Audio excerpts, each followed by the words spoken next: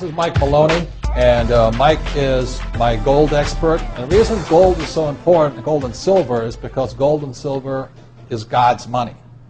It's money made by God. And then in 1971, the U.S. government, under President Nixon, took God's money and turned it into man-made money. Never in the history of the world, this is the thing, never in the history of the world has this ever happened. In 1971, the U.S. and Nixon convinced the entire world to replace gold and silver with paper money. This stuff. Cash is trash.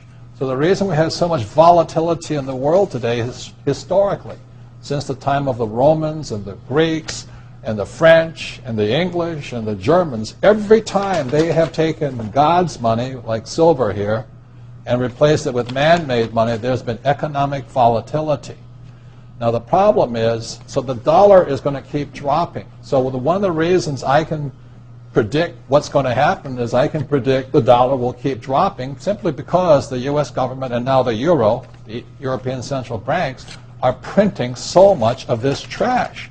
So you'll see gold going up in price, oil going up in price, real estate going up in price, because this is trash. So that's what happened in 1971, has happened throughout history.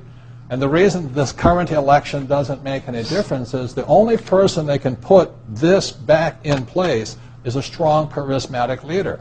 People like Julius Caesar, Napoleon. That's why they were such great leaders, was they actually replaced this with this. Unfortunately, we do not have that person among the candidates. I know Ron Paul, philosophically, I agree with him as closely as possible, but unfortunately I don't think Ron Paul has the chutzpah, as my Jewish friends would say, to change this whole thing. So there will be more this printed than ever before, which means the dollar keeps coming down and other things keep going up. And that's really what's going to happen. It's predictable. And eventually this will go to its true worth, zero. So all of you savers out there and people trying to save this trash, you're going to lose big time. With that, Mike Maloney.